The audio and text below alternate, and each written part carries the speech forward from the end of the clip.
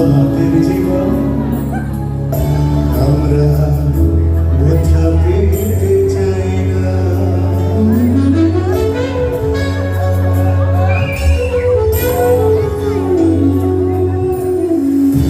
অনেক বেদনা ভরা আমাদের জীবন আমরা ব্যথা পেতে চাই না। অনেক দেখেছি আমি এই জীবনে ছলনা পেতে চাই না।